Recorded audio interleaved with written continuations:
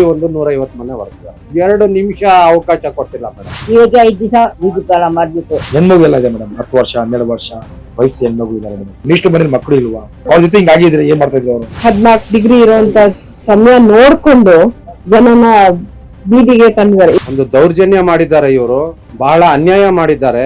ಬಟ್ಟೆ ಬರೆಲ್ಲ ಎಲ್ಲ ಸಾಮಾನು ಸಮೇತ ಓದಿರೋದು. ಇವತ್ತು ಹೆಂಗೆ ಅಂದ್ರೆ ಬೀದಿಲಿರೋರಿಗೆ ಮನೆ ಕಟ್ಕೊಡ್ಬೇಕು ಸರ್ಕಾರ. ಮನೆ ಕಟ್ಕೊಂಡಿರೋನ್ನ ಬೀದಿ ಕೊಂಡಿದೆ. ಎಲ್ರಿಗೂ ನಮಸ್ಕಾರ. ನಮ್ ಬೆಂಗಳೂರಲ್ಲಿ ಕಳೆದ ವಾರ ಅದೇ ಶನಿವಾರ ಬೆಳಗ್ಗೆ ಒಂದು ಇನ್ಸಿಡೆಂಟ್ ಆಗಿದೆ. 200ಕ್ಕೂ ಹೆಚ್ಚು ಮನೆಗಳನ್ನ ಜಿಬಿಎ ಅಧಿಕಾರಿಗಳು ತೆರವು ಮಾಡಿದ್ದಾರೆ. ಹಾಗಾಗಿ 100 ಜನರು ಇವಾಗ ಬೀದಿ ಪಾಲಾಗಿದ್ದಾರೆ. ಈ ಇನ್ಸಿಡೆಂಟ್ ನಡೆದಿರೋದು ಎಲ್ಲಿ ಅಂತ ಹೇಳಿದ್ರೆ ಯಲಹಂಕ ಬಳಿ ಇರುವಂತಹ ಕೋಗಿಲು ಬಡಾವಣೆ ಹತ್ರ ಇರುವಂತಹ ಫಕೀರ್ ಬಡಾವಣೆ ಅಂತ ಒಂದು ಏರಿಯಾ ಇದೆ. ಆ ಏರಿಯಾದಲ್ಲಿ ಮನೆಗಳನ್ನ ಸಂಪೂರ್ಣವಾಗಿ ನೆಲಸಮ ಮಾಡಿದ್ದಾರೆ. ಅಲ್ಲಿನ ಜನರ ಪರಿಸ್ಥಿತಿ ಹೇಗಿದೆ, ಎಷ್ಟೆಲ್ಲ ಕಷ್ಟ ಪಡ್ತಾ ಇದ್ದಾರೆ, ಯಾಕೆ ಅಧಿಕಾರಿಗಳು ಬಂದು ಮನೆಗಳನ್ನ ತೆರವು ಮಾಡಿದ್ದು, ಇದ್ರ ಬಗ್ಗೆ ಒಂದಷ್ಟು ಡೀಟೇಲ್ಸ್ ನ ಕೊಡ್ಬೇಕು ಅಂತ ಹೇಳಿ ಈ ವಿಡಿಯೋವನ್ನ ಮಾಡ್ತಾ ಇದ್ದೀನಿ. ಸದ್ಯಕ್ಕೆ ನಾನು ಘಟನಾ ಸ್ಥಳದಲ್ಲೇ ಇದ್ದೀನಿ. ಈ ಸ್ಥಳದಲ್ಲಿ ಪರಿಸ್ಥಿತಿ ಹೇಗಿದೆ, ಜನರು ಏನ್ ಮಾಡ್ತಾ ಇದ್ದಾರೆ, ಮನೆಗಳನ್ನ ಕಳ್ಕೊಂಡಿರೋರು ಅಂತ ಸದ್ಯಕ್ಕೆ ನಾನು ಕಂಪ್ಲೀಟ್ ಆಗಿ ಒಂದು ಪಿಕ್ಚರ್ ನ ತೋರಿಸ್ಬಿಡ್ತೀನಿ. ಸೊ ಇದು ಮನೆಗಳನ್ನ ಕಂಪ್ಲೀಟ್ ಆಗಿ ಒಡೆದಾಕಿದಾರಲ್ಲ ಆ ಒಂದು ಜಾಗ, ಕಿಟಕಿಗಳನ್ನ ಹಾಕಿ ಏನು ಒಂದು ಮನೆಗಳನ್ನ ಬಡವರು ಮನೆಗಳನ್ನ ಕಟ್ಕೊಂಡಿದ್ರು. 200ಕ್ಕೂ ಹೆಚ್ಚು ಮನೆಗಳನ್ನ ಡೆಮೋಲಿಷನ್ ಮಾಡಿದ್ದಾರೆ. ಸೊ ಎಲ್ಲಾ ಮನೆಗಳನ್ನ ಕೂಡ ಸಂಪೂರ್ಣವಾಗಿ ನೆಲಸಮ ಮಾಡಿದ್ದಾರೆ. ಏನಕ್ಕೆ ಅಂತ ಹೇಳಿದ್ರೆ ಸರ್ಕಾರಿ ಜಾಗವನ್ನ ಈ ಜನರು ಒತ್ತುವರಿ ಮಾಡಿಕೊಂಡು ಮನೆಗಳನ್ನ ಕಟ್ಕೊಂಡಿದ್ದಾರೆ. ಹಂಗಾಗಿ ನಾವು ಈ ಮನೆಗಳನ್ನ ತೆರವು ಮಾಡ್ತಾ ಇದ್ವಿ ಅಂತ ಶನಿವಾರ ಬೆಳಗ್ಗೆ ಒಂದಷ್ಟು ಟೀಮ್ ಬರುತ್ತೆ, ಅಧಿಕಾರಿಗಳು ಬರ್ತಾರೆ, ಪೊಲೀಸ್ ಬರ್ತಾರೆ, JCB ಬರುತ್ತೆ.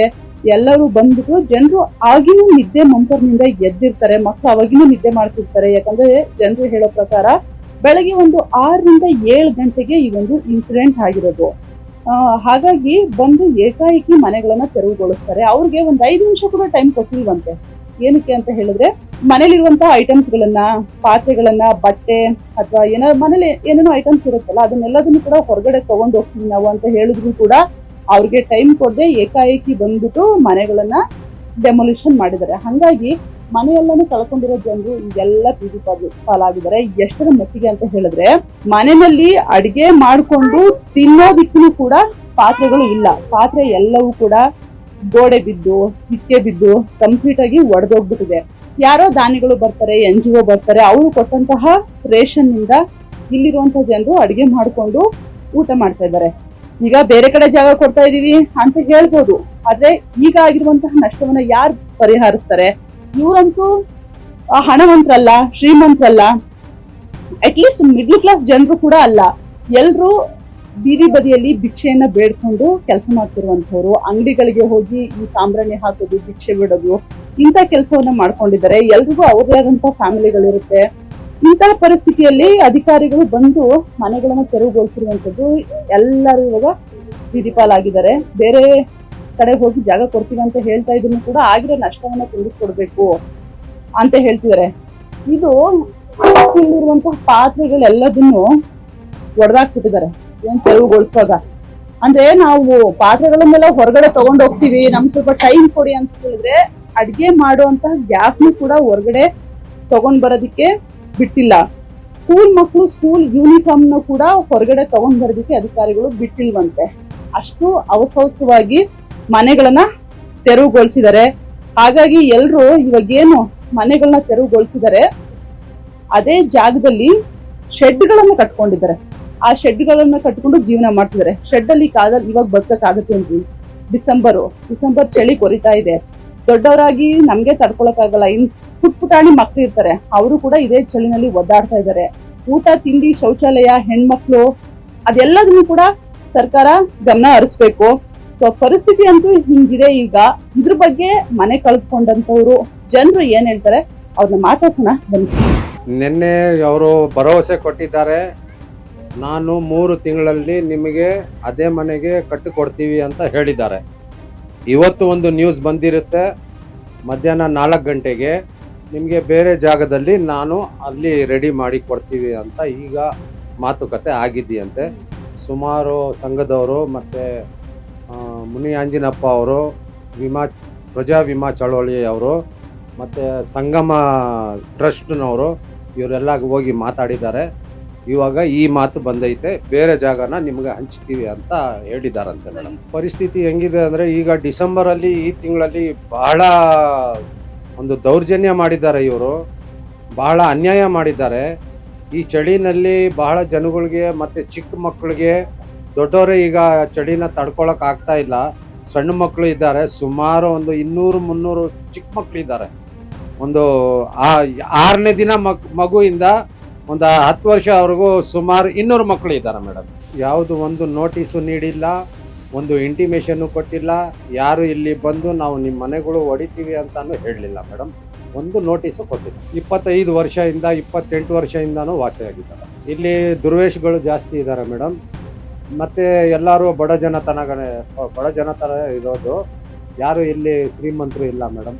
ಎಲ್ಲರೂ ಇವತ್ತು ದುಡಿಬೇಕು, ಇವತ್ತು ತಿನ್ಬೇಕು ಅಂತವರೇ ಇರೋದು. ಇಲ್ಲಿ ಸುಮಾರು 2 ಕಡೆ ಹೊಡೆದಿದ್ದಾರೆ ಮೇಡಮ್. ಇಲ್ಲಿ ಒಂದು ಹೊಡೆದಿದ್ದಾರೆ, ಮತ್ತೆ ಹಿಂಭಾಗ ಕಲ್ಲಿದೆ, ಬೆಟ್ಟ ಇದೆ, ಅದ್ರ ಹಿಂಭಾಗಲೂ ಒಂದು 150 ಮನೆ ಹೊಡೆದಿದ್ದಾರೆ.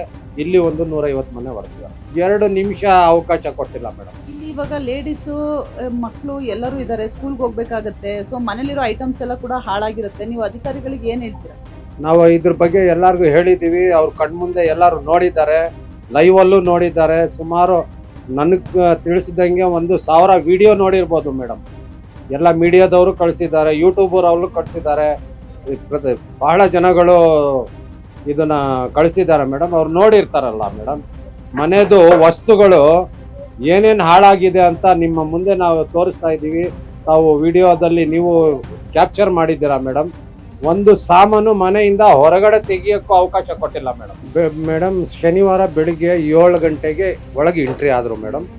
10 JCB ತಗೊಂಡ್ಬಂದಿದ್ರು, ಸುಮಾರು ಪೊಲೀಸ್ ಫೋರ್ಸ್ ತಗೊಂಡ್ಬಂದಿದ್ರು, ಮಾರ್ಷಲ್ ಅವರು ಬಂದಿದ್ರು, ಮತ್ತೆ BBMP ರೋಡಲ್ಲಿ ಗುಡ್ಸೋರು, ವರ್ಕರ್ಸ್ ಸುಮಾರು 200 ಜನ ಅವರೇ ಇದ್ರು ಮೇಡಮ್. ಅವರೆಲ್ಲ ಮತ್ತೆ ಈ ತಹಸೀಲ್ದಾರು ಅವ್ರ ವ್ಯಾಪ್ತಿಗೆ ಯಾರ್ಯಾರು ಸೇರ್ತಾರೆ ಮೇಡಮ್, ಎಲ್ಲ ಆಫೀಸರ್ಸು ಬಂದಿದ್ರು, ಎಲ್ಲ ಕ್ಲರ್ಕು ಕೂಡ, ಇಲ್ಲಿ ಒಂದು ರೈಟರ್ ಕೂಡ ಎಲ್ಲರೂ ಸೇರಿ ಬಂದಿದ್ರು. 30 ವರ್ಷ నుంచి ನಾವು ಈಗ ಇದ್ದೀರಾ ಮೇಡಮ್. ನಾವು ಮಕ್ಕಳು ಮರಿಗೆಲ್ಲ ಮದುವೆ ಮಾಡ್ಕೊತಿದ್ದೀವಿ, ಎಲ್ಲ ಓಟ್ಗಳು ಹಾಕಿದ್ದೀವಿ, ಎಲ್ಲ ಮಾಡಿದ್ದೀವಿ. ಬಂದು ಏನು ಮೇಡಮ್, ನಮ್ಗೆಲ್ಲ ಮಾಡಿ ಮೋರಿ ಮಾಡ್ಕೊಡ್ತೀವಿ, ನಿಮಗೆ ನೀರಿಗೆ ಸವಲತ್ತು ಮಾಡ್ತೀವಿ, ನಿಮ್ಗೆ ಪತ್ರ ನಾವು ಕೊಡ್ತೀವಿ ಅಂತೇಳಿ ಎಲ್ಲ ಮಾಡಿ ನಮ್ಗೆ ಇವತ್ತು ಓಟ್ ಕಾಲ ಮಾಡಿದ್ದಾರೆ ಮೇಡಮ್. ಅದಕ್ಕೋಸ್ಕರ ನಾವು ನಮ್ಮ ನ್ಯಾಯ ಬೇಕು, ನಮಗೆ ನಮ್ಮ ಮನೆಗಳು ಹೆಂಗಿತ್ತಂಗೆ ಕಟ್ಕೊಡ್ಬೇಕು. ನಮ್ಮ ಮಕ್ಕಳು ಮರಿಗೆ ಹಾಕೊಂಡು ನಾವು ಎಲ್ಲಿ ಬೀದಿಯಾಗಿರ್ಬೇಕಾ? ಇವಾಗ 5 ದಿವಸ ಬೀದಿ ಮಾಡಿಬಿಟ್ಟು, ಬೀದಿ ಕಾಲ ಮಾಡಿಬಿಟ್ಟು ಇವಾಗ ನಾವು ಜಾಗ ಬಿಟ್ಟು ಹೋಗಲ್ಲ. ನಮಗೆ ಏನನ್ನ ಬಂದು ಅವ್ರು ಅನುಕೂಲ ಮಾಡಿ ಕೊಡಬೇಕು. ಈ ಜಾಗ ಬಿಟ್ಟು ಬೇರೆ ಜಾಗದಲ್ಲಿ ಕೊಡ್ತೀವಿ ಅಂದ್ರೆ ಹೋಗ್ತೀರಾ? ಮನೆ ಕಟ್ಟಿಕೊಳ್ಳಿ, ನಮಗೆ ಪತ್ರ ಸಮೇತ ಕೊಡಿ. ತಿರ್ಗಾ ನಾಳೆ ದಿವಸ ನಮ್ಗೆ ಹಿಂಗೆ ಆಗೋದು ಬೇಡ. ಇವಾಗ ಆಗಿರೋದೇ ಸಾಕು ನಮಗೆ. ನಮ್ಮ ಮನೇಲಿ ಗಂಡಸರಿಲ್ಲ, 2 ಹೆಣ್ಮಕ್ಳು ತೀರೋಗ್ಬಿಟ್ಟು ಅವ್ರ ಮಕ್ಕಳು ನನ್ನ ಹತ್ರ ಅವೆ. ಆ ಮಕ್ಳು ನೋಡ್ಬೇಕು ನಾವು. ಎಲ್ಲಿ ಹೋಗ್ಬೇಕು ನಾವು ಇವಾಗ? ಅಡ್ವಾನ್ಸ್ ಕೇಳ್ಕ, ಬಟ್ಟೆ ಬರೆಯಿಲ್ಲ, ಎಲ್ಲ ಸಾಮಾನು ಸಮೇತ ಹೋಗಿರೋದು. ನಮ್ಮ ಮನೆ ಒಂದು ತಿನ್ನೋದೇನು ಎತ್ತಿಲ್ಲ ನಾನು. ಮನೇಲಿರೋ ಏನೇನ್ ಐಟಮ್ಸ್ ಎಲ್ಲ ಹೋಗಿದೆ? ಎಲ್ಲ ಹೋಗೈತೆ ಐಟಮ್, ಮನೆ ವಸ್ತುಗಳೆಲ್ಲ ಹೋಗೈತೆ. ನಾವು ಏನು ಮನೆಯಾಗ ತಿನ್ನದ್ ಮುಟ್ಟಿಲ್ಲ, ನಾವು ಹಾಕೊಂಡಿದ್ ಬಟ್ಟೆ ಮೇಲೆ. ಇವಾಗ ಬೇರೆಯವರು ಕೊಟ್ಟಿದ್ದ ಬಟ್ಟೆ ನಾವು ಚೇಂಜ್ ಮಾಡಿ ಕೊಂಡಿದ್ದೀವಿ. ಮೈ ಮೇಲೆ ಇರೋ ಬಟ್ಟೆ ಮಾತ್ರನೇ ನಮ್ದು ಬಚಾವಾಗಿರೋದು, ಮಿಕ್ಕೆಲ್ಲ ಹೋಗೈತೆ. ಸರ್ಕಾರ ನೋಡಿ ಮಾಡ್ಬಿಟ್ಟವ್ರೆ. ಅವ್ರು ಏನು ಆಗಿದೆ ಏನು ಗೊತ್ತಿಲ್ಲ, ಸರ್ಕಾರ ಮಾಡೋವ್ರೆ. ಸರ್ಕಾರ ಏನೋ ದೊಡ್ಡ ಮನ್ಸು ಮಾಡಿ ಅವ್ರ ಬರೋರಿಗೆ ಅವ್ರ ಜಾಗ ಕೊಟ್ಟರೆ ಸಾಕು. ಅವ್ರ ಮನೆ ಕಟ್ಕೊಟ್ಟಿಲ್ಲ ಪರವಾಗಿಲ್ಲ, ನಾವು ಬೇಕಾದ್ರೆ ಗುಡ್ಸು ಹಾಕ್ಬಿಟ್ಟು ನಾವು ಜೀವನ ಮಾಡ್ತೀವಿ ಮೇಡಮ್. ನಾವು ಹುಟ್ಟಿದ್ದೇನೋ ಗುಡ್ಸಲೇ ಇರೋದು. ನಾವು ಇವಾಗ ಸರ್ ಮೇಡಮ್, ಯಾರೊಬ್ಬ ಮನೆ ಕಟ್ಟ ನೋಡ್ಬಿಟ್ಟು ನಾವು ಸಂಘ ತಗೊಳ್ಳಿ, ಬಡ್ಡಿ ತಗೊಳ್ಳಿ ಮನೆ ಕಟ್ಟಿದ್ದೀವಿ ಅಷ್ಟೇ. ನಾವ್ ಎಲ್ಲರೂ ಏನು ಸೀಟ್ ಮನೆ ಇದ್ದು ನಾವು ಜೀವನ ಮಾಡಿಲ್ಲ ಮೇಡಮ್. ನಾವು ಹುಟ್ಟಿದ್ರು ಗುಡ್ಸಲೇ ಹುಟ್ಟಿರೋದು. ನಾವೆಲ್ಲ ಗುಡ್ಸಲೇ ಇದ್ದು ಜೀವನ ಮಾಡಿರೋದು ಮೇಡಮ್. ಬರೀ ಸರ್ಕಾರಕ್ಕೆ ಅಷ್ಟೇ ಕೇಳ್ತಾರೆ, ನಮ್ ಜಾಗ ನಾವು ಕೊಟ್ಟರೆ ಸಾಕು. ಜಾಗ ಕೊಟ್ಟರೆ ಸಾಕು, ಮನೆಗಳು ಕಟ್ಕೋತೀರಿ ನೀವು? ಬೇಕಾದ್ರೆ ಮೇಡಮ್ ನೋಡಿ, ನಾವು ಕಷ್ಟ ಅಷ್ಟು ಹುಟ್ಟಿದ್ರೆ ಕಷ್ಟ ಬಿಟ್ಟಿದೀವಿ ನಾವು. ನಮ್ಗೆ ಇರೋಕೆ ಒಂದ್ ಜಾಗ ಇದ್ರೆ ನಮ್ಗೆ ಸಾಕು ಮೇಡಮ್. ಎಲ್ಲಾದ್ರ ಕೊಳ್ಳಿ ಮೇಡಮ್, ಜಾಗ ಪಕ್ಕ ಕೊಳ್ಳಿ ಮೇಡಮ್, ಎಲ್ಲಾದ್ರ ಕೊಳ್ಳಿ. ಎಲ್ಲ ಇಲ್ಲಿದೆ ಮೇಡಮ್, ಎಲ್ಲ ಇಲ್ಲಿದೆ ಇರೋದು. Voter ID card, Aadhaar card, ration card, school ಓದಿದ್ದು ನಾವು ಇಲ್ಲೇನೆ, ಸ್ಕೂಲ್ ಫೀಸು ಇಲ್ಲದೆ ಇರೋದು. ನಾವು ಹುಟ್ಟಿದ್ದು ಬೆಂಗಳೂರಾಗ. ಹೌದು ಮೇಡಮ್, MLA ಜೊತೆ ಮಾತಾಡಿದೀವಿ, MLA ಜೊತೆ ನಾವು ಕ್ಯಾನ್ವಸಿಂಗು ಮಾಡಿದೀವಿ ಮೇಡಮ್. ಅವ್ರ MLA ಕೃಷ್ಣ ಬೈರೇಗೌಡ ವೈಫ್ ಜೊತೆ ನಾವು ಕ್ಯಾನ್ವಸಿಂಗ್ ಮಾಡಿದೀವಿ. ಅವ್ರ ವೈಫ್ ಬಂದು ಮನೇಲಿ ಕೊಟ್ಟಿ ಮಾತಾಡೋರು ಮೇಡಮ್, ನಾವೆಲ್ಲ ನಿಮ್ಗೆ ಸಹಾಯ ಮಾಡ್ತೀವಿ, ನಿಮ್ಗೆ ನಾವು ಹಕ್ಕಪತ್ರ 90% ಕೊಟ್ಟಿದ್ದೀವಿ, ಹಕ್ಕಪತ್ರ ಕೊಡ್ತಾರ ನಾವು ಮಾಡ್ಕೊಡ್ತೀವಿ ಅಂತ ಅದೂ ಹೇಳೋರೆ. ಎಲ್ಲ ಹೇಳಿ ನಮ್ಗೆಲ್ಲ ಮಾಡ್ಕೊಟ್ಟಿ ಅವರು ಈ ಸತಿ ನಾವು ರೋಡ್ ಹಾಕೊಡ್ತೀವಿ, ನಿಮ್ಗೆ ಮೋರಿ ಮಾಡ್ಕೊಡ್ತೀವಿ ಅಂತ ಹೇಳೋರು. ಅದನ್ನು ಮಾಡ್ಕೊಟ್ಟಿಲ್ಲ, ರೋಡು ಹಾಕೊಟ್ಟಿಲ್ಲ, ಮೋರಿನೂ ಮಾಡ್ಕೊಟ್ಟಿಲ್ಲ. ಬೇಡ ಮೇಡಮ್, ಫಿಲ್ಟರ್ ನೀರು ಮಾಡ್ಕೊಡ್ತೀವಿ ಅಂತ ಹೇಳಿದ್ರು, ಫಿಲ್ಟರ್ ನೀರು ಹಾಕೊಟ್ಟವ್ರೆ. ಬೋರ್ ಹಾಕ್ತೀವಿ ಅಂತ ಬೋರ್ ಹಾಕ್ತವ್ರೆ. ಕಲೆಕ್ಷನ್ ಕೊಟ್ಟಿಲ್ಲ. ಬೋರ್ ಹಾಕ್ಸವ್ರೆ, ಫಿಲ್ಟರ್ ಮಾಡ್ಸವ್ರೆ, ನಮ್ಮ ಮನೆಗೆ ನಲ್ಲಿ ಬರುತ್ತೆ ಅಂತ ಹೇಳಿದ್ರು, ನಲ್ಲಿಗಳು ಬರುತ್ತೆ, ಅದು ಬಂದಿಲ್ಲ. ನಾವು ಅದು ನಮ್ಗೆ ಅವ್ರ ಮೇಲೆ ಟೆನ್ಷನ್ ಇಲ್ಲ ಮೇಡಮ್, ಅದು ನಮ್ಗೆ ಏನು ಅವ್ರ ಮೇಲೆ ಟೆನ್ಷನ್ ಇಲ್ಲ. ನಾವು ಬೇರೆ ಅಷ್ಟೇ ಮಾತಾಡೋದು. ಏನ್ ಹೇಳ್ತೀವಿ ಅಂದ್ರೆ ಬಡವರಿಗೆ ತುಂಬಾ ಅನ್ಯಾಯ ಆಗಿದೆ. ಹೆಣ್ಮಗು ಎಲ್ಲ ಇದೆ ಮೇಡಮ್, 10 ವರ್ಷ 12 ವರ್ಷ ವಯಸ್ಸು ಹೆಣ್ಮಗು ಇದ್ದಾರೆ ಮೇಡಮ್. ಶೌಚಾಲಯ ಇಲ್ಲ, ಏನಿಲ್ಲ, ಡಿಸೆಂಬರ್ ಚಳಿಕಾಲ, ಅವ್ರಿಗೆ ಸ್ವಲ್ಪ ಯೋಚನೆ ಇರ್ಬೋದು ಮೇಡಮ್. ಅವ್ರು ಹೆಂಗ್ ಮಾಡ್ಬೇಕು, ಅವ್ರು ಹೆಂಗ್ ಜೀವನ ಮಾಡ್ಬೇಕಂತ ಅವ್ರಿಗೆ ಸ್ವಲ್ಪ ಯೋಚನೆ ಇದ್ದಿದ್ರೆ ಈ ತರ ಮಾಡ್ತಾ ಇದ್ದಾರೆ ಮೇಡಮ್. ಏನಿಲ್ಲ, ಅವ್ರ ಮನೇಲೂ ಮಕ್ಕಳು ಇದಾರಲ್ಲ ಮೇಡಮ್, ಇಷ್ಟು ಮನೇಲಿ ಮಕ್ಕಳು ಇಲ್ವಾ ಇದಾರಲ್ಲ, ಅವ್ರಿಗೆ ಹೆಂಡತಿ ಇದೆ, ಮಕ್ಕಳು ಇದೆ, ಅವ್ರ ಕುಟುಂಬ ಇದೆಯಲ್ಲ, ಅವ್ರ ಜೊತೆ ಹಿಂಗಾಗಿದ್ರೆ ಏನ್ ಮಾಡ್ತಾ ಇದ್ದಾರೆ? ಇದನ್ನು ಆ ತರ ಅಲ್ವಾ ಮನುಷ್ಯನ, ಹೆಂಗ್ ಅವ್ರ ಜೀವ ಇದೆ, ಇವ್ರಿಗೆ ಹಂಗೆ ಜೀವ ಇರೋದಲ್ಲ ಮೇಡಮ್. ಬೇಕಾದ್ರೆ ಎಲ್ಲ ಮನೆ ಹೋಗಿ ನೋಡಿ, ಅವ್ರ ಪಾತ್ರೆ ಎಲ್ಲ ಹಂಗೆ ಇದೆ ಮೇಡಮ್, ಎಲ್ಲ ಹೆಂಡತಿ ಎಲ್ಲ ಬಿದ್ದಿ ಮೇಡಮ್. ಅವರು ಮೇಡಮ್ ಊಟ ನಾವು ಇಲ್ಲಿ ಮಾಡ್ರು ಪ್ಲೇಟ್ ಇಲ್ಲ ಮೇಡಮ್, ಅವ್ರ ಹೋಗಕ್ಕೆ. ಅದು ಪ್ಲೇಟ್ ಯಾರೋ ತೊಗೊಂಡ್ಕೊಡ್ತಾರ ಮೇಡಮ್, ರೀಸನ್ ಪ್ಲೇಟ್ ತೊಗೊಂಡ್ಕೊಡ್ತಾರ. ತುಂಬಾ ಅಂದ್ರೆ ತುಂಬಾ ಇದು ಮಾಡ್ಬಿಟ್ಟಾರ ಮೇಡಮ್. ನಮ್ದು ಮುಖ್ಯವಾಗಿ ಮೊದಲನೇ ದಿವಸದಿಂದನೂ ಇದನ್ನ ಮಾತಾಡ್ತಾ ಇದೀವಿ. ಏನು ಕಾರ್ಯಾಚರಣೆ ನಡೆಸ್ತು ಬಿಬಿಎಂಪಿ, ಇದು ಕ್ರೂರ ಅನ್ಯಾಯ, ನಮ್ಮ ಸಂವಿಧಾನದ ವಿರೋಧ.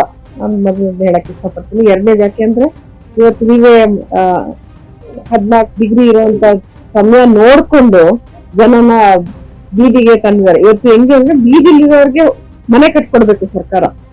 ಯಾರು ಸೀಟಲ್ಲಿ ಇದ್ದಾರೆ, ಯಾರು ಸೀಟಲ್ಲಿ ಇರಬಾರ್ದು ಅಂತ ಒಂದಿದೆ. ಅಂತದಲ್ಲಿ ಬೀದಿಲಿರೋ ಮನೆ ಕಟ್ಕೊಡೋರು ಬಿಟ್ಟು ಮನೆ ಕಟ್ಕೊಂಡಿರೋನ್ನ ಬೀದಿಗಳಿದೆ. ಉಲ್ಟಾ ಪ್ರೋಸೆಸ್ ಆಗಿದೆ ಇವತ್ತು. ಮೂರನೇದು ನಮ್ ಡಿಮ್ಯಾಂಡ್ ಏನು ಅಂತ ಹೇಳಿದ್ರೆ, ಇವತ್ತು ಈ ಜನನ ಇಲ್ಲಿಂದ ಎತ್ತಂಗಡಿ ಮಾಡಬಾರ್ದು.